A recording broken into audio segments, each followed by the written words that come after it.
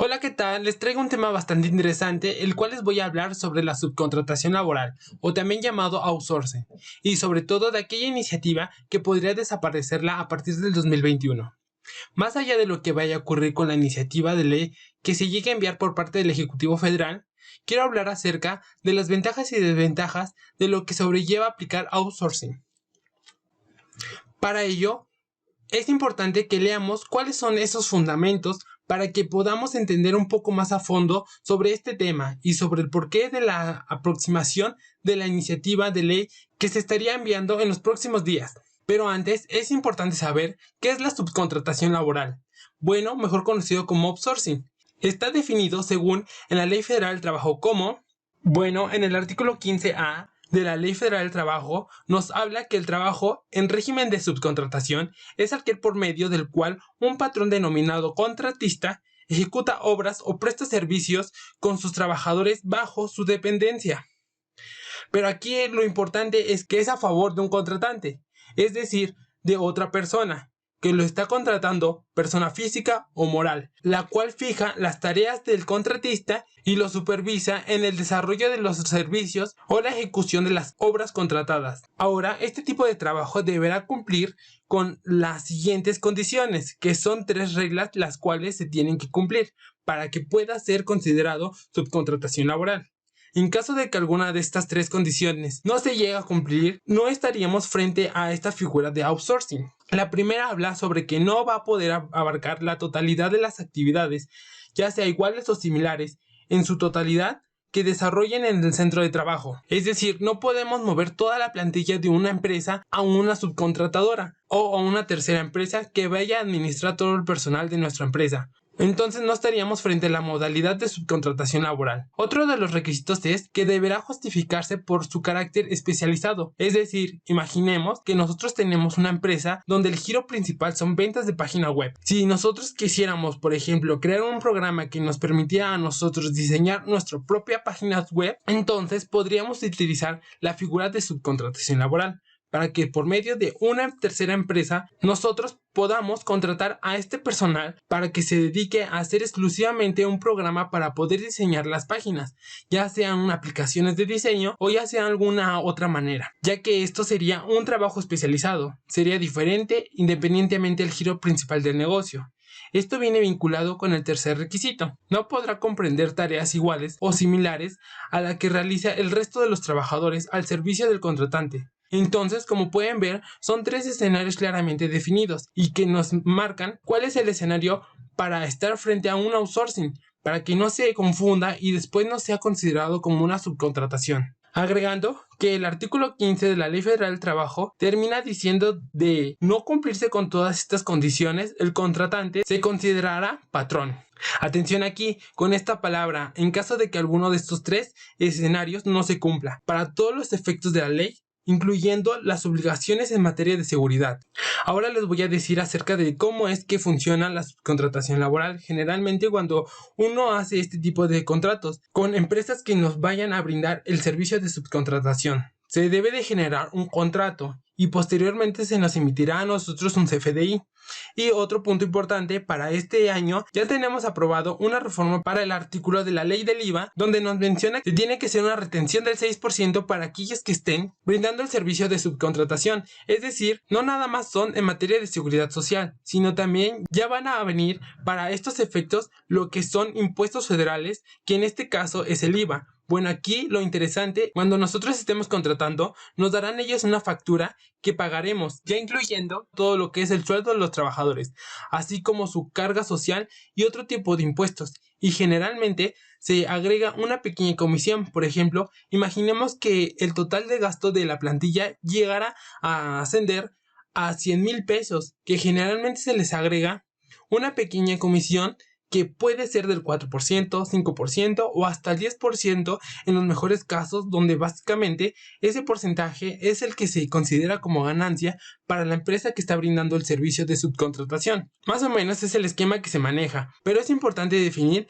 que este tipo de escenarios de outsourcing también existen malas prácticas y buenas. De las ventajas y desventajas de este régimen de outsourcing, primero vamos a hablar de lo que son las desventajas. Y es que cuando muchas empresas llegan a tener malas prácticas, a lo mejor por una mala asesoría o por conocimientos, donde se disminuyen las prestaciones y los derechos de los trabajadores, principalmente son disminuciones que generalmente las empresas que ofrecen el servicio de subcontratación laboral es que constantemente cambian de razón social a los empleados con los que cuentan, que ahora, si su plantilla no les permite tener una antigüedad en cada una de estas razones sociales, entonces, ¿cuáles son algunas de las implicaciones a preocuparse? Principalmente son las vacaciones, donde sabemos que año con año estas aumentan. En el primer año, una persona llega a tener 6 días de vacaciones. Para el siguiente año deberán de tener 8 días.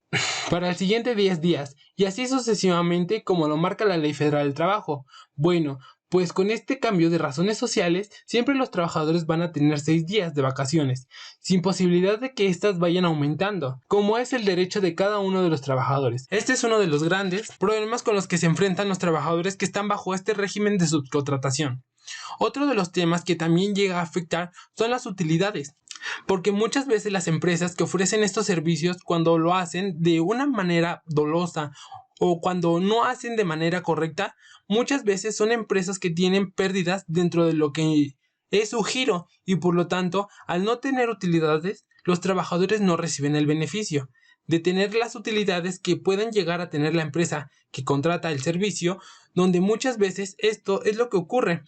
Por eso, a veces los trabajadores no reciben utilidades.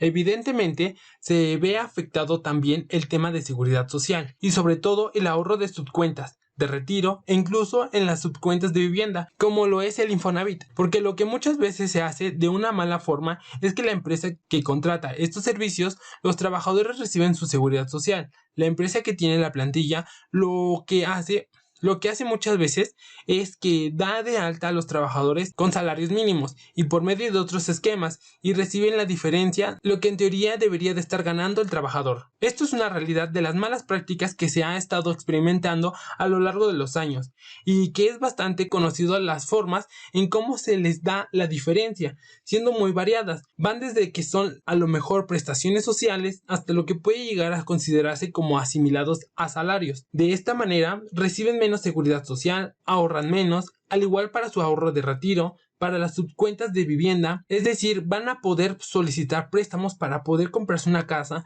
pero los préstamos que pueden llegar a tomar son menores a los que en teoría podrían llegar a recibir. Estas son las principales contras, no son las únicas, cuando se generan malas prácticas en lo que es el outsourcing. Muchas veces las empresas lo que están haciendo es generar una competencia desleal. ¿Cómo es que se da esta competencia desleal? Bueno, pues los beneficios obtenidos por las prácticas de este tipo de operaciones otorgan una mejor posición a los empresarios que la practican y, como ya vimos, en muchas veces a costa de los mismos empleados, es decir que a veces este beneficio se obtiene cuando disminuimos el pago de impuestos, ya sea por ejemplo del ISR o de seguridad social, o a lo mejor nosotros en lugar de gastar 100,000 pesos en una plantilla de personal que nos puede llegar a superar 5 empleados, a lo mejor nos podemos ahorrar 20,000 pesos o 30,000 pesos para poder obtener estos beneficios, lo cual obviamente va a disminuir los costos de manera general de la empresa, que prácticamente este tipo de actividades y van a permitir tener un mayor beneficio respecto a su competencia. No solamente es eso, sino que además dentro del gobierno federal existe una menor recaudación de impuestos. Estamos hablando que no vamos a poder obtener los beneficios que los impuestos conllevan, a tener mejores servicios, mayor seguridad en las calles, un mejor sistema de salud, todo este tipo de situaciones que los impuestos nos dan si no sabemos muy bien cuáles son este tipo de beneficios, en donde se tiene una menor recaudación principalmente en la seguridad social, porque como lo comentamos, existen escenarios donde los trabajadores se les da de alta con un salario mínimo o apenas con un salario por encima del mínimo, cuando su salario real es muy diferente. Esto evidentemente el seguro social le disminuye sus ingresos. Y no solamente es eso, sino también en lo que son impuestos locales, como puede ser el impuesto sobre nóminas, incluso los federales, como puede ser el ISR, disminuyen los ingresos hacia el gobierno, lo cual estaría provocando una deficiencia en los sectores o en los servicios públicos que nosotros deberíamos estar obteniendo. No solamente existe esto, además también están los riesgos para los involucrados. Entonces, ¿cuáles son los principales riesgos que se corren cuando se tiene este tipo de escenarios y se llevan con mala gestión? Principalmente es la defraudación fiscal. Aquí estamos hablando tanto desde el lado de seguridad social como desde el lado de impuestos federales, como es el ISR. No solamente eso, sino cuando existen este tipo de escenarios, se dan mucho lo que son las demandas colectivas o individuales. Por lo tanto, las empresas que ofrecen el servicio o incluso las empresas que contratan los servicios son siempre objeto de demandas por parte de los trabajadores, lo que implica, pues, obviamente, una mayor carga administrativa y un gasto extra para este tipo de problemas. Pero no todo es malo, también existen beneficios de poder adquirir o poder estar en escenarios de subcontratación laboral. Bueno, los beneficios principales, los cuales muchos pierden de vista, es el máximo rendimiento que puede obtener las empresas, así como los propios trabajadores, porque las empresas van a poder fijar sus objetivos en lo que realmente tiene que hacer la empresa.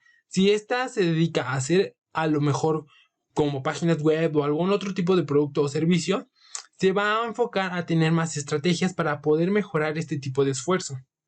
Y a lo mejor no va a tener que fijar objetivos en una plantilla que probablemente no sea un objeto como tal de la empresa y que muy probablemente no vayan a estar por mucho tiempo. Esto evidentemente bien llevado y bien ejecutado va a traer siempre una máxima rentabilidad, porque ahora los esfuerzos de la empresa van a estar fijados en los objetivos y van a dejar de perder el tiempo en otros tipos de escenarios que a lo mejor pudieran no beneficiarles. Existe mayor flexibilidad. Por ejemplo, hay muchas empresas que se manejan por proyectos y que al estar trabajando bajo proyectos necesariamente tienen que contratar personal, sabiendo que no van a estar por mucho tiempo en la empresa.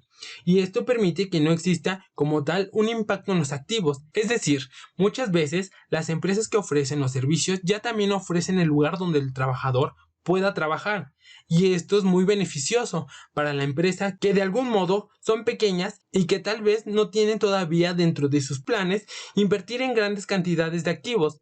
Esto pudiera parecer muy sencillo, pero en realidad es lo que pasa en México. Existen muchas pymes que están en estos escenarios. Esto evidentemente nos permite una mayor movilidad para todos los trabajadores que están dentro de este sector de subcontratación laboral, además de que se reducen costos en las áreas de capital humano, porque pues otras empresas ya lo hacen. Así que en estos escenarios de las empresas que hacen la contratación van a desarrollar un papel fundamental para que las pequeñas pymes que están acudiendo a la subcontratación laboral puedan enfocar sus esfuerzos en lo que realmente se dedican a hacer. Además que el personal se gestiona de manera más eficiente. Esto sin duda es una gran ventaja. Sin embargo, en los últimos días se ha estado manejando un tema que sin duda ha sido un tema bastante polémico. Estamos hablando de una iniciativa que desaparecerá la subcontratación laboral. Voy a citar las palabras del Ejecutivo Federal que dio hace apenas unas semanas, donde, siendo muy explícito, mencionó que enviará una iniciativa de ley para que ese mecanismo, entendiéndose y hablando del outsourcing, desaparezca. Va a ser otro tema polémico, pero tenemos que limpiarlo. No podemos ser encubridores. Ya lo intentamos todo, pero hay quienes no ayudan. Son de esas decisiones en donde pagan justos por pecadores. Hay muchos empresarios responsables. Y bueno, ahí menciona una serie de comentarios que seguramente muchos van a estar de acuerdo, muchos no van a estarlo, y hay quienes sacarán sus propias conclusiones. Este es el escenario donde se va a estar trabajando en una iniciativa de ley para que desaparezca este tipo de escenarios, lo cual estamos hablando de una modificación en la reforma o en la Ley Federal del Trabajo, sino también en la Ley de Impuestos sobre la Renta, la Ley del Impuesto de Valor Agregado, como lo que es el Código Fiscal de la Federación y también es la Ley del Seguro Social. Son bastantes leyes que se estarían modificando en caso de que en verdad se pretenda desaparecer esta figura de subcontratación laboral. Y en caso de ser así, muy seguramente lo vamos a estar viendo a partir del 2021. Es de suma importancia mencionar dos artículos que nos hablan acerca de la regulación de la subcontratación laboral. El primero es el artículo 15C, que nos habla que la empresa contratante, los servicios deberán cerciorarse permanentemente, que la empresa contratista cumpla con las disposiciones aplicables en materia de seguridad social y medio ambiente en el trabajo. Continuando con este artículo 15C, obliga prácticamente a las empresas a estar revisando que cuando ellos contraten el servicio, tiene que cumplir estas empresas subcontratadoras todas las disposiciones aplicables en materia de seguridad social. Y el segundo artículo es el 15D de la Ley Federal del Trabajo. Nos habla que no se va a permitir el régimen de subcontratación cuando se transfiera de manera deliberada trabajadores de la contratante a la subcontratista, y mucha atención, con el fin de disminuir derechos laborales. En caso de que esto ocurra, se estará aplicando lo que está dispuesto en el artículo 1004 y siguientes. Esta ley básicamente nos habla de sanciones que van desde 250 hasta 5,000 unidades de medida y actualización. Entonces, como ustedes pueden ver, y realmente existe dentro de la ley artículos que deberían regular este tipo de malas prácticas. Sin embargo, actualmente la autoridad no ha estado haciendo el trabajo de manera correcta, ya que todo el mundo sabe que en la actualidad se manejan por muchos escenarios que no son los correctos. Además que actualmente existen millones de empleos que están bajo este régimen de subcontratación. Bueno, esto sería todo sobre la regulación e iniciativa propuesta por el Ejecutivo Federal. Muchas gracias.